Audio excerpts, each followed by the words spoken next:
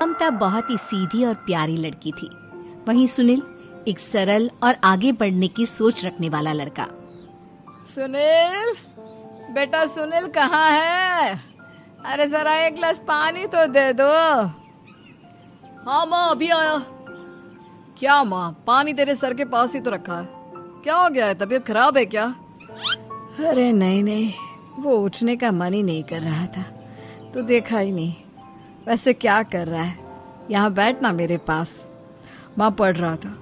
वो क्या है ना, नौकरी में तो वक्त नहीं मिलता, अब ऑफिस से घर आकर ही तो वक्त मिलता है।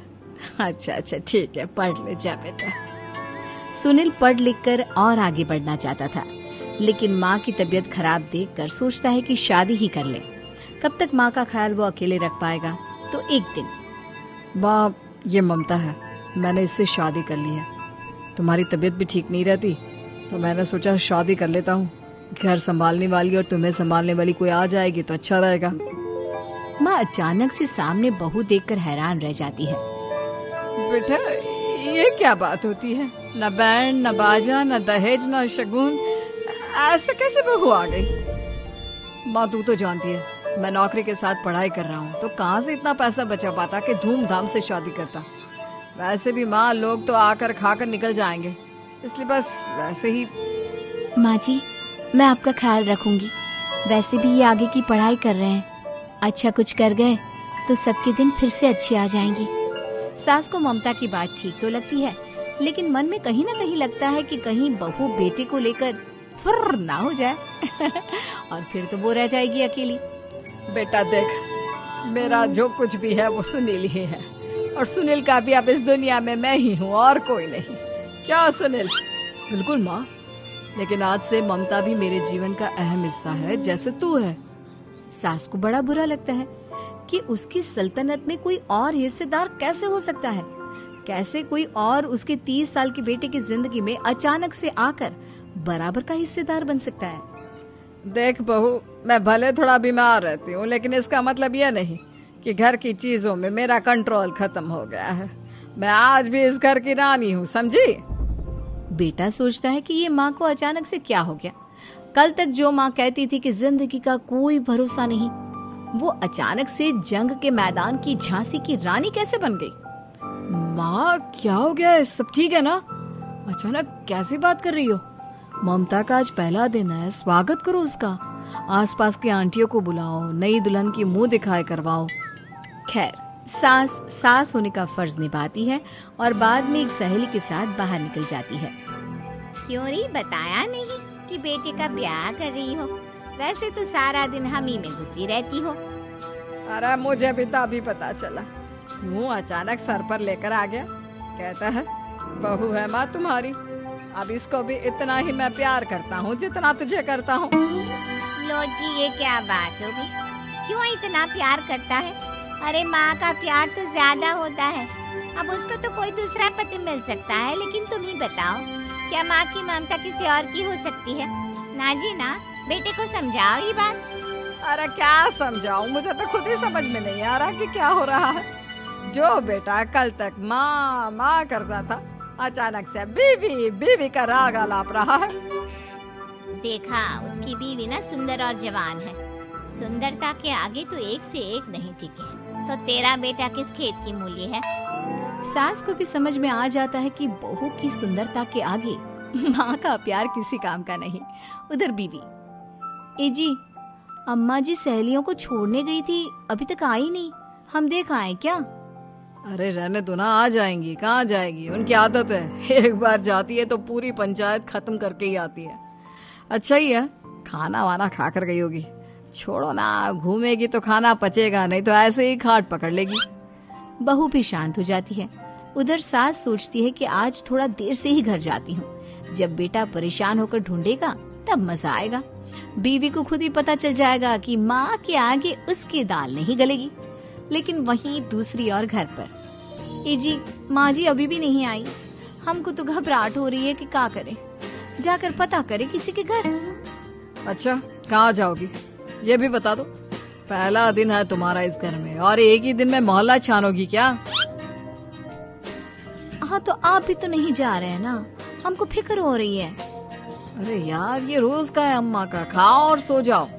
बस फिर क्या था, बेटा बहू खाना खाते हैं और कमरे में सोने चले जाते हैं।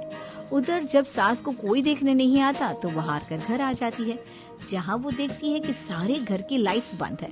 सास को गुस्सा आता है। बहू, ममता बहू कहाँ हो? लेकिन सारे दिन की थकी बहू को ऐसी नींद आती है जैसे किसी ने भांग की गोली खिला दी हो। वो तो नहीं उठती। उठकर आ जाता है बेटा। क्या बात है अम्मा, काहे चिल्ला रही हो? अरे सो जाओ ना, सुबह की थकी है बहू, वो सो रही है। जोर से बोलोगी तो नींद खुल जाएगी उसकी। माँ को गुस्सा आ जाता है। फिलहाल तो सो जाती है, लेकिन मन ही मन ढेर सारा जहर बहू के लिए भरा होता है। सुबह बहू चाय बना रही होती है कि सास धीरे से गैस तेज कर देती है, जिससे चाय का बर्तन जल जाता है। और जैसे ही बहू चाय का बर्तन उठाती है, उसका हाथ जल जाता है। मेरा हाथ जल गया। वो जोर जोर से चिल्लाकर इधर उधर भागती है कि सास थोड़ी देर में उसके हाथ में पानी डाल देती है। हाय रे बहू, क्या कर रही हो? पहली बार रसोई छुई हो क्या? सासू माँ गलती से गैस तेज रह गई थी और बर्तन जल गया, जिससे मेरा हाथ जल गया।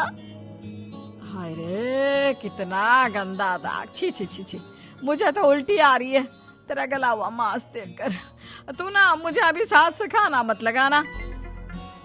बहू भी खुद का हाथ देखती है तो उसे भी रोना आ जाता है। कुछ दिनों के बाद सास की सहेली आती है, बहू चाय बनाकर लाती है। उसके जाने के बाद सहेली कहती है, बहू की सुंदरता ऐसी है कि कोई भी दीवाना हो जाए। वैसे तेरे बेटे का क्या हाल है? अरे वैसा ही है, बहू के पीछे लट्टू। क्या करूं, कुछ समझ में नहीं आ रहा। मैंने तो बहू के चेहरे पर दिवाली के पटाखे की चक्री फेंकी, उसका पूरा चेहरा जल गया। अब देखो ना रही सुंदरता, और ना ही अब मेरा बेटा उसे पूछता है। अरे अब तो वो उसे छोड़कर दूसरी भी देखने को बोल गया है मुझे। बहू सारी बात सुन रही होती है। आंटी एक बात बताइए, क्या भरोसा है कि दूसरी सही आए और आपके अनुसार रहे? देखिए आंटी, मेरी सासू माँ को गलत बात सिखाने की जरूरत नहीं है। हमारा परिवार साथ में खुशी से रह रहा है। देख बहू, मेरी सहेली की बेइज्जती ना कर, वही अच्छा रहेगा तेरे लिए, समझी? बहू नहीं मानती है। वो बार बार उनकी सहेली को घर से निकल जाने को कहती है। तभी सास की सहेली पास के चूल्हे से लकड़ी लाकर बहू के चेहरे पर लगा देती है। बहू जोर जोर से रोने लगती है। अरे ये क्या कर दिया? मैंने कहा किया, ये तो तूने किया। तू ही नहीं चाहती थी कि बहू बेटी के साथ रहे, भला मैं क्यों करूँगी? मैं तो चली, निपटो अब। बहू रो रही होती है, दर्द से चिल्ला रही होती है, लेकिन सास उसे डॉक्टर के पास नहीं ले जाती। तभी पति आता है। क्या हो गया ममता? ये दाग कैसे लगा? तुम कैसे जली? ममता कुछ नहीं कहती, बस दर्द से करा रही होती है। पति माँ की तरफ देखता है। हो ना हो माँ, ये पक्का आपका काम है। आप ही ममता से जला करती थी ना।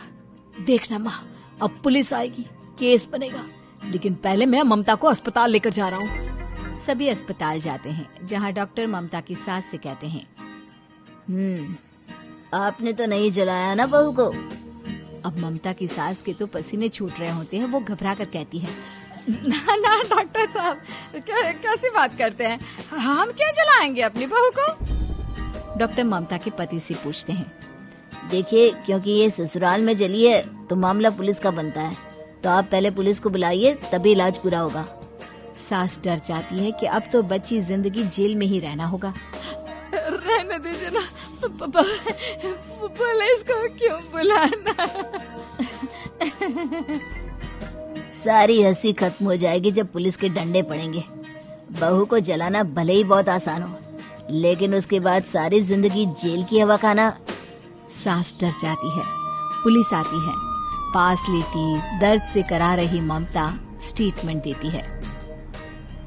तो क्या हुआ था? कैसे जली आप? ममता पास खड़ी सास को देखती है। बेटी बताओ, कैसे जल गई तुम? ओए, काका का किरण वाली शाहरुख, चुप, बिल्कुल चुप। सास चुप। सभी इंतजार करते हैं कि ममता क्या बोलेगी। जी मैं खाना बना रही थी, लकड़ी उड़कर मेरे ऊपर गिर गई और मैं जल गई। सास बहू की बात सुनकर रोने लगती है। देखा माँ, कितनी समझदार है ममता। ये चाहती तो, हाँ बेटा, ये चाहती तो मैं आज जेल में होती। मुझे माफ कर दे, मैं आगे से अभी कभी ऐसा नहीं करूंगी। बहू के साथ मिलकर रहूंगी, मुझे माफ कर दे।